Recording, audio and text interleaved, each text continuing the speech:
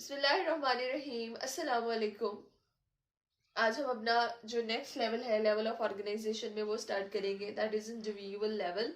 ठीक है। उससे पहले लास्ट टाइम हमने डिस्कस किया था organ and organ system level. आपने ये बात देखी थी कि हर जो एक न्यू लेवल है वो अपने पुराने वाले लेवल से ओरिजिनेट हो रहा था।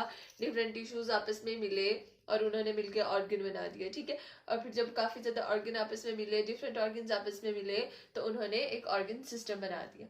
अब हम देखेंगे इंडिविजुअल लेवल। ठीक है। हम इसको ऑर्गेनिज्म लेवल भी कह देते हैं।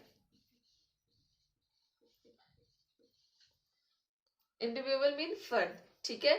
तो इंडिविजुअल लेवल में क्या होगा कि जब डिफरेंट ऑर्गन और ऑर्गन सिस्टम, ठीक है, डिफरेंट ऑर्गन्स मिले, उन्होंने ऑर्गन सिस्टम बना दिए। ठीक है।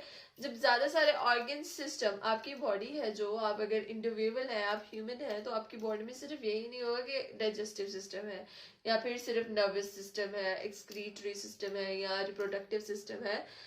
आपकी बॉडी में ये सारे सिस्टम कलेक्टिवली वर्क परफॉर्म कर रहे हैं और एक इंडिविजुअल बन रहा है। ठीक है।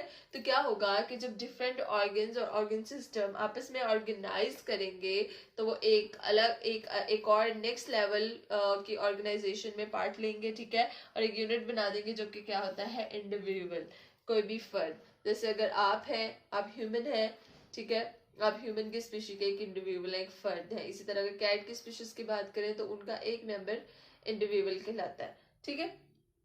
इसमें क्या होता है कि जो सारे प्रोसेसेस और एक्टिविटीज होती हैं ऑर्गन सिस्टम और ऑर्गन की, वो कोऑर्डिनेटेड होती हैं। आपकी बॉडी की बात करें हम, ठीक है, आप अपनी बॉडी की बात करें तो जो आपकी बॉडी के जो सारे प्रोसेसेस हो रहे हैं, फंक्शंस हो रहे हैं, जो सारी एक्टिविटीज हो रही हैं, वो अलग अलग नहीं है, वो कोऑर्डिनेशन है, उनका आपस में राब्ता है। ठीक है। हम कहते हैं ना कोऑर्डिनेट करना, मतलब कि वो आपस में मिलती जुलती है, उनका आपस में रिलेशन है, वो आपस में जुड़ी हुई है, वो आपस में इंटरलिंक्ड है। ठीक है। जैसे अगर हम आपके बुक में भी एक एग्जांपल दी हुई है आपकी, उन्होंने थोड़ा सा हम लोगों को बताया हुआ है रिस्पिरेटरी सिस्टम की और सर्कुलेटरी सिस्टम की कोऑर्डिनेशन का बताया हुआ है कि अगर एक जो आदमी है वो कंटिन्यूअली हार्ड वर्क कर रहा है, ठीक है, वो एक्सरसाइज कर रहा है, जिसकी वजह से जो उसकी ब्रीदिंग रेट है, जो उसका रिस्पिरेटरी रेट है, वो बढ़ जाएगा। ऑब्वियसली बढ़ जाता है और साथ साथ हार्ट बीट भी फास्ट हो जाती है। तो आपस में जो सिस्टम्स है वो किस तरह से कोऑर्डिनेशन करेंगे, जो आपकी ये ब्रीथ रेटिंग है वो ज्यादा बढ़ जाएगी। ठीक है। वो ज्यादा ज्यादा बढ़ेगी ताकि जो आपकी ऑक्सीजन है वो आपके ब्लड में सप्लाई की जाए। उसी तरह आपके ब्लड में सर्कुलेटरी, जो आपका जो सर्कुलेटरी सिस्टम है उसका भी रेट फास्ट हो जाएगा ताकि जो ब्लड है आपकी पूरी बॉडी में सप्लाई हो। इस तरह ये दोनों सिस्टम्स आपस में कोऑर्डिनेट कर रहे होते हैं। ठीक है।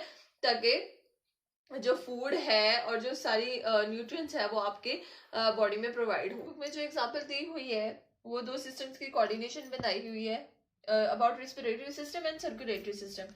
कि वो कह रहे हैं कि एक आदमी अगर कंटिन्यूअस हार्ड वर्क में एंगेज्ड है, ठीक है, मसरूफ है, वो कंटिन्यूअली हार्ड वर्क कर रहा है, आइदर वो एक्सरसाइज कर रहा है या रनिंग कर रहा है, तो ऑब्वियसली जो उसका हार्ट बीट रेट है वो भी फास्ट हो जाएगा और जो उसके रिस्पिरेटरी रेट है वो भी उसका फास्ट हो जाएगा। अब जब रिस्पिरेशन फास्ट हुई है तो बॉडी में ज्यादा से ज्यादा ऑक्सीजन जा रही है और वो ऑक्सीजन को ब्लड ने जब सर्कुलेट करना है तो ब्लड का जो सर्कुलेटरी रेट है वो भी हाई हो जाएगा ताकि आपकी ऑक्सीजन जल्दी से सर्कुलेट करे। ठीक है। मतलब ये दो चीजों की कोऑर्डिनेशन बताई हुई है। आपका ब्रीथ रेट फास्ट हो जाएगा ताकि आपके जो मसल्स आपके हार्ड वर्क में इसमें मस्कुलर सिस्टम भी अपना पार्ट करेगा। ठीक है।